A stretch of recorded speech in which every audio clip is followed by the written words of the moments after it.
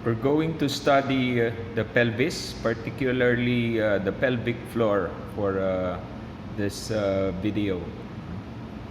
So, bird's eye view of the structures that we will shoot and discuss. We have the sacral promontory here, common iliac artery, right and left, external, internal iliac. Then we have the psoas muscle, then the iliacus muscle, and you can see right there the hollowed out pelvic cavity with the pelvic floor muscles. So we're going to zoom in this time and identify muscles that form the pelvic floor right here. So starting with the levator ani.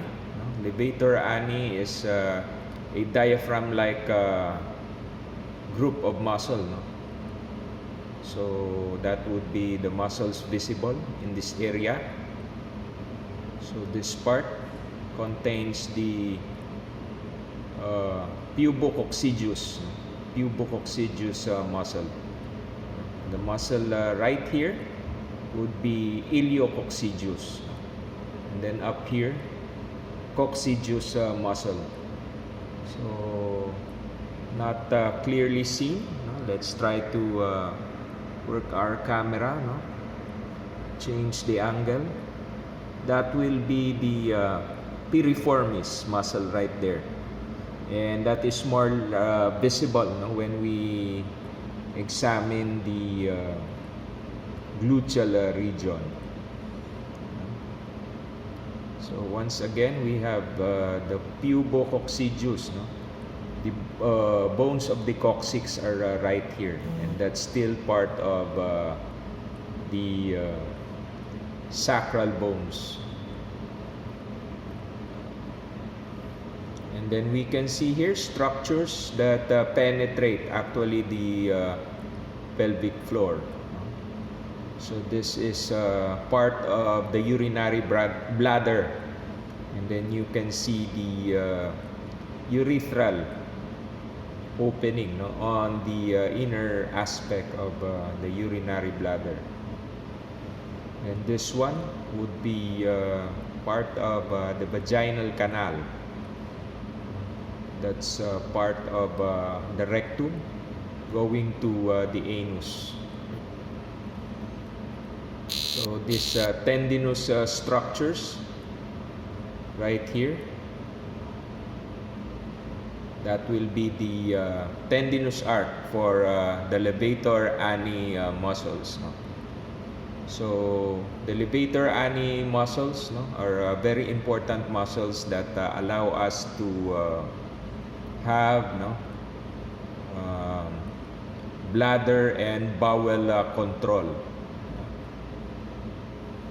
They provide additional function to our sphincters for the urinary tract and for the anal sphincters as well.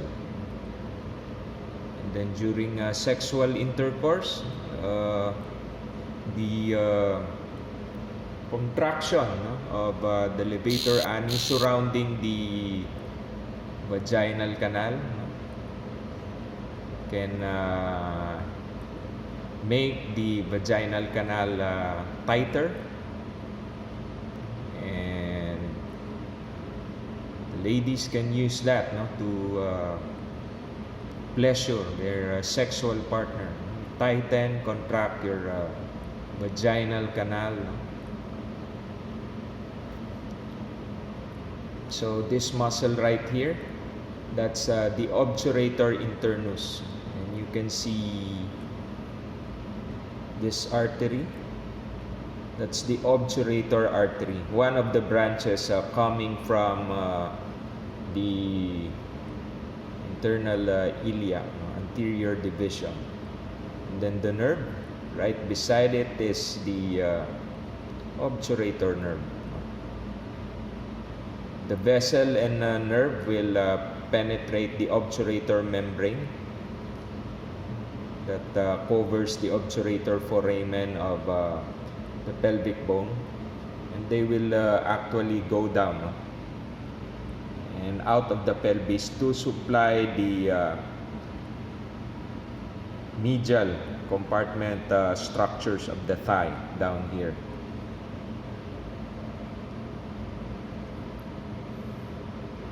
So let's change our camera angle, hoping we can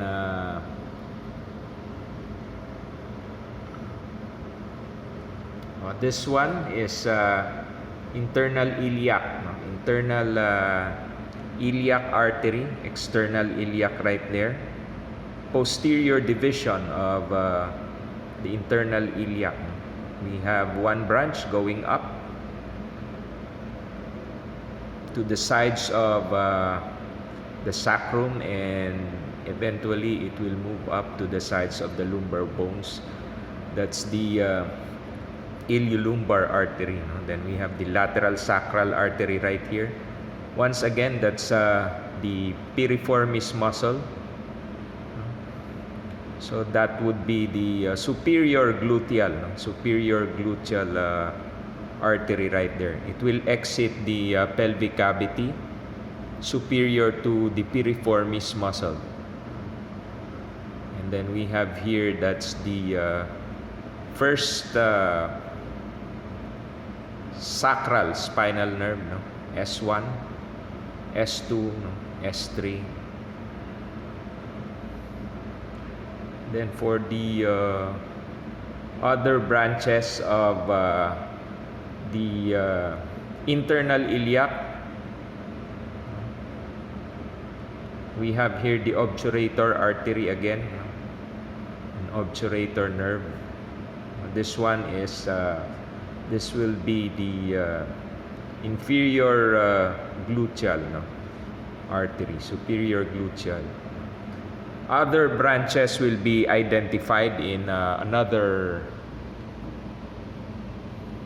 specimen where the intrapelvic structures are shown. Arteries are best identified when you can see the origin and the structures that they will actually supply.